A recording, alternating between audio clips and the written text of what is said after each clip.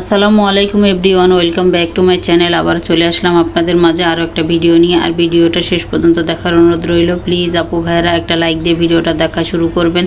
আর আমার ভিডিওর কোনো অংশ যদি ভালো লেগে থাকে চাইলে আমার চ্যানেলটা সাবস্ক্রাইব করে আমার পাশে থেকে যাবেন। আমি ব্লগ বাই সাথী ঢাকা থেকে বলছি। তা আমি এখানে মাছ রান্না করব, আর তার জন্য আপনাদের মাঝে একটু শেয়ার করতেছি। আর এটা হলো তেলাপিয়া মাছ। আর মাছটা আমি আগেই ভালোভাবে ক্লিন করে নিয়েছি, লবণ দিয়েও কিন্তু ক্লিন করে নিয়েছি। নিয়ে আমি হলুদের গুঁড়া, মরিচের গুঁড়া আর লবণ দিয়ে ভালোভাবে একটু মেখে আমি রেখে দিব। আর এখানে আমি একটা মশলা তৈরি করতেছি। আদা রসুন জিরার পেস্ট দিয়ে দিলাম, হলুদের গুঁড়া, মরিচের গুঁড়া, ধনিয়ার গুঁড়া, স্বাদ মতো লবণ, সেটা দিয়ে সুন্দর করে আমি একটু পানি দিয়ে মিশিয়ে রেখে দিব। আর এইভাবে যদি মশলাটা তৈরি করে রান্না করা হয় তাহলে কিন্তু খেতে খুব ভালো লাগে, আর বাটা মশলার একটা স্বাদ আসে। আর আজকে রেসিপিটা আমার মেয়েই করতেছে, আমার মেয়েই রান্না করবে আজকে। আমি শুধু একটু দেখিয়ে দিব। তো মাংস রান্না করতে পারে কিন্তু মাছটা রান্না করতে পারে না, তার জন্য একটু দেখিয়ে দিচ্ছি। তাই যে আমি একটু সব কিছু মিশিয়ে নিলাম, নিয়ে আমি এই যে এখানে পানি দিয়ে দিলাম, অল্প একটু পানি দিয়ে এখন আমি এই যে চামচ দিয়ে মিশিয়ে নিচ্ছি। আর নিয়ে কিন্তু আমি এটা এক সাইডে রেখে দিব। আর মাছটা আমি ভাজার জন্য চুলায় প্যান বসিয়ে তেলটা দিয়ে দিয়েছি, আর তেলটা গরম হয়ে গিয়েছে।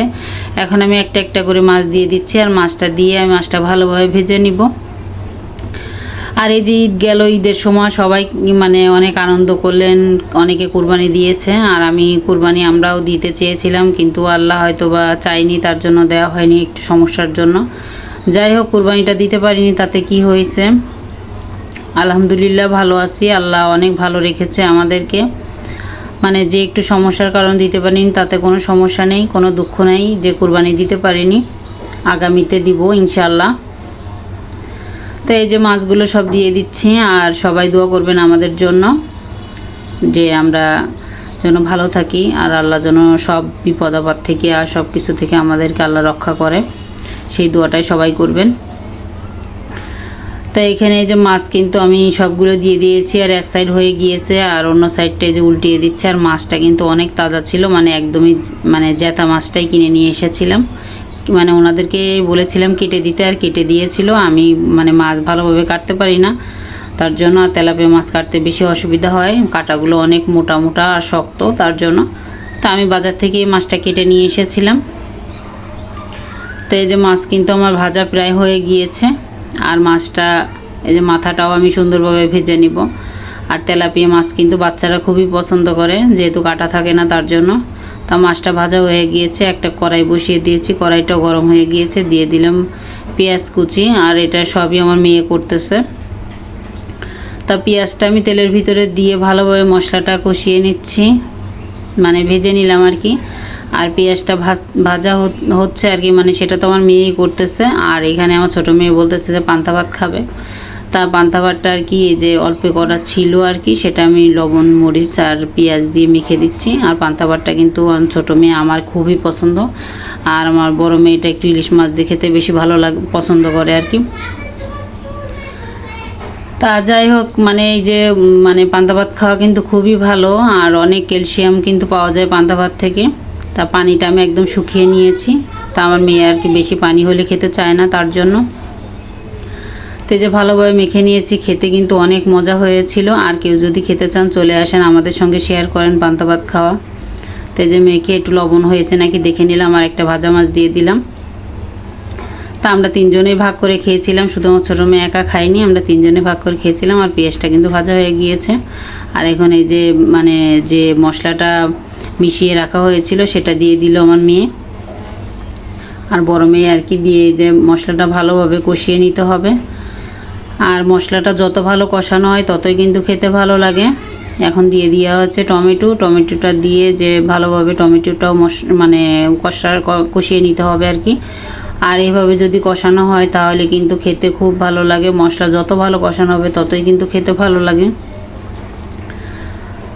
তা সবাই কেমন আছেন? এই ঈদের ছুটিতে সবাই বেড়াতে গিয়েছেন, আর সবাই রাস্তাঘাটে খুব সাবধানে চলাফেরা করবেন, যেহেতু ঈদের বাজার। এখন কিন্তু গাড়ি ঘোড়া অনেক জ্যাম, রাস্তাঘাটে অনেক দুর্ঘটনাও হতে পারে। তা সেটা চিন্তা করে আর কি সবাই সাবধানে থাকবেন। এই যে কক্সবাজার কিন্তু বাবা আর সন্তান কিন্তু মারা গিয়েছে ডুবে, দুজন একসঙ্গে। মানে সন্তান মারা গিয়েছে, আর সঙ্গে বাবা বাঁচাতে গিয়ে বাবাও সঙ্গে মারা গিয়েছে। তো এই জন্য যে যেখানে যান সাবধানে থাকবেন। আল্লাহ সবাইকে বিপদ আপদ থেকে রক্ষা করুক। আর এই যে পানি দিয়ে মশলাটা কষিয়ে নিয়ে সুন্দর করে যে এখন মাছটা দিয়ে দিচ্ছে। আর মাছ তো ভাজা মাছ আমার হাজব্যান্ডের জন্য উঠিয়ে রেখেছি, আর আমার ছোটো মেয়ে আর আমরা মিলে একটা খেয়েছি।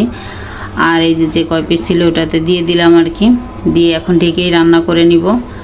আর ঢাকনাটা ঢেকে দিয়ে দিলাম আর কি। আর এখন মিষ্টি আলু আর একটা ডিম সিদ্ধ করে নিচ্ছি। এটা আমার হাজব্যান্ড খায়, মাঝে মাঝে ব্যায়াম করে আর কি, তখন খায় আর কি, তার জন্য।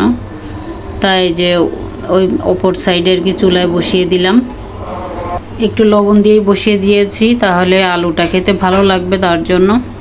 তাই যে তরকারিটাও প্রায় কিন্তু শেষের পথে আর কি রান্নাটা, আর একটু ঝোলটা একটু কমাবো আর কি, আর অল্প জালে কিন্তু এখন বসিয়ে রাখবো, তাহলে খেতে ভালো লাগবে। আমি সব তরকারি এরকমই করি, অল্প জালেই রান্না করি। আর নিভা জালে বসিয়ে রেখেছি। আর এখন এই যে কিছু ডিম নিয়ে এসেছে, আর ডিমগুলো একটু ধুয়ে রেখে দিব আর কি।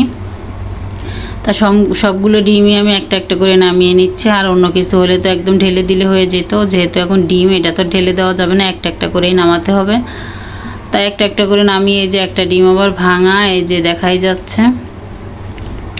তা যাই হোক আর কি, ডিমগুলো সব সুন্দর করে আর কি ক্লিন করে নিব। আর মানে ডিম আমাদের বেশি আনা হয় না আর কি, ডিম কিন্তু আমরা প্রতিদিনই খাই, কিন্তু ডিমটা একটু অল্প আনা হয় আর কি, যখন দরকার তখনই আর কি বেশি আনে। আর এই রেগুলারই নিয়ে আসে ডিম, কিন্তু মিট যায় না একদিনও আনা, মানে খাওয়া শেষ হলেই নিয়ে আসে আর কি।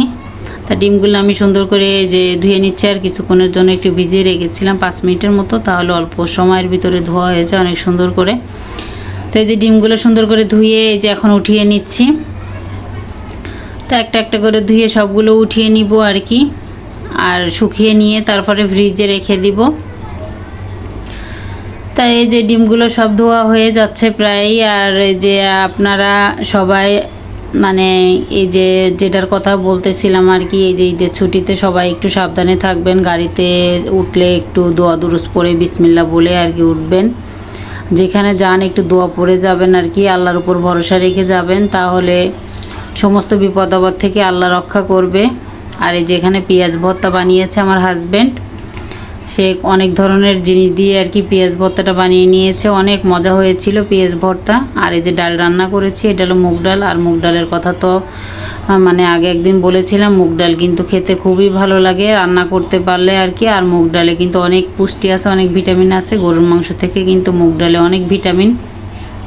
তো এই যে এটা হলো সন্ধ্যায় মানে আসর আজানের পরপর আর কি, এই সন্ধ্যার দিকে একটু নাস্তা বানিয়ে নিচ্ছে। আর এটা হলো আমার রোজার মাসে যে ছিল আর কি, আলুর চপ ছিল, আর এগুলো চিকেনের রোল আর কি, আর সেগুলো একটু ভেজে নিচ্ছে। আর চিকেনের রোলটা ভাজতে যেয়ে দুইটা একটু ভেঙে গিয়েছে, তার জন্য আর আপনাদের মাঝে বেশি একটা শেয়ার করলাম না। আর এই যে আলুর চপটাও ভেজে নিচ্ছে, আর খেতে খুবই মজা হয়েছিল আলুর চপের ভিতরেও কিন্তু আমার চিকেন দেওয়া ছিল। আর আপনাদের মাঝে তো ভেঙে দেখাইনি, ভেঙে দেখালেই বুঝতে পারতেন, খুবই সুন্দর হয়েছে আর খেতে অনেক মজা হয়েছিল। তা আমার এই যে আমি অল্প অল্প করে ভেজে নিচ্ছি। আর এই যে 4টা ভাজা হয়ে গিয়েছে, আর ভেজে নিয়ে তারপরে যে আরও যেগুলো আছে সেগুলোও দিয়ে দিব, সেগুলো দিয়েও একটু ভেজে নিব ভালোভাবে। আর অল্প জালে ভাজতে হবে। আমি কিন্তু দেখেন একদম কিন্তু অল্প তেলেই ভাজতেছি, বেশি তেল দিইনি, বেশি তেলে ভাজলে কিন্তু ছড়ায় ছিটে যায় আর কি।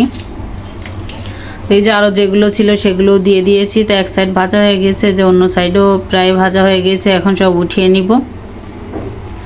তা সাবধানে করতে হবে, আর হাত মাত পুড়ে গেলে তো সমস্যা, সেজন্য। আর আমাদের গৃহিণীদের তো সাবধানতার কোনো মান নাই, যেহেতু আগুনের ধারে থাকা হয়। আর এটা হলো রাত 11টার ঘটনা, তখন একটু ফুচকা খেয়ে নিলাম। আর আজকের মতো বিদায় নিচ্ছে, আল্লাহ হাফেজ, আসসালামু আলাইকুম।